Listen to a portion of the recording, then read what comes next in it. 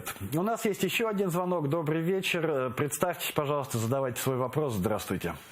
Здравствуйте, Аркадий. Игорь, звоню из России, звонил вам ранее. Я постараюсь быть кратким.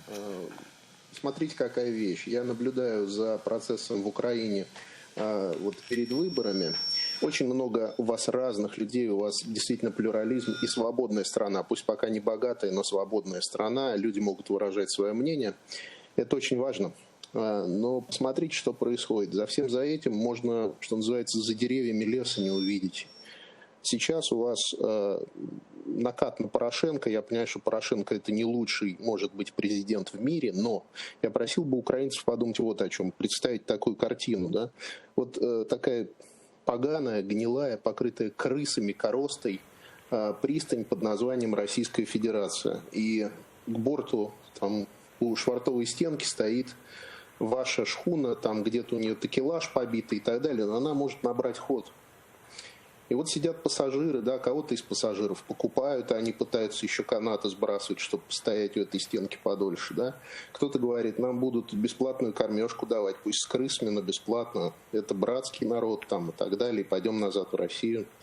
И вот ходит один боцман вороватый, он может у пассажира котлы украсть, там часы, я не знаю, еще мелочь какую-нибудь стырить, но он ходит и рубит эти канаты. Он рубит эти канаты, чтобы шхуна отошла от этой ужасной вороватой стенки и вышла на свободный ход в море. Я не говорю, что Порошенко лучший президент. Вы сами решите. Но поймите одно, если вы не отчалите от этой стенки, у вас не будет ни боцмана, ни шхуны, никого. С боцманом, если он вор, вы в свободном плавании разберетесь. А вот если у вас будет принцесса или клоун, то это будет беда.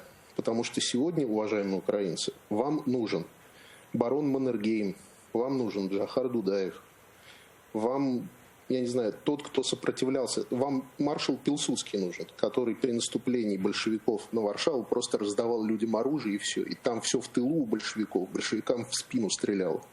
И произошло чудо на Висле. И поймите, как только будет построен Северный поток, вся эта свора из бывшей партии регионов, они придут к власти, они не будут вести боевые действия, все будет гораздо проще. Вот Айдер Муждабаев все время говорит, как они это будут делать? Да просто они это сделают. Они назначат на места функционеров в ваши транспортные каналы в газовой системе своих людей. Произойдет где-нибудь там взрыв на 300-500 километров магистрали. И все, привет, вы больше газ не поставляете. Естественно, свалит все на попередников, на вороватого Порошенко, там, на еще на кого-нибудь. А господа Меркель и прочие агенты еще Комитет государственной безопасности со времен Советского Союза скажет, слушайте, мы же не можем без газа, ну давайте использовать Северный поток. И все, и у вас стенки больше не будет. Никакой защиты от этой орды не будет. Отлично. Поэтому избирайте Маннергейма. Отлично, Игорь наш постоянный слушатель, он нам каждый раз постоянно звонит оттуда из России, рассказывает, как там дела. Мне кажется, мы уже Игоря любим всей редакции. Спасибо за эту реплику, спасибо за этот разговор. Единственное, что я, может быть, не согласен, что понадобится взрывать газопровод, потому что не понадобится даже этого не будет нужно. Окей, спасибо.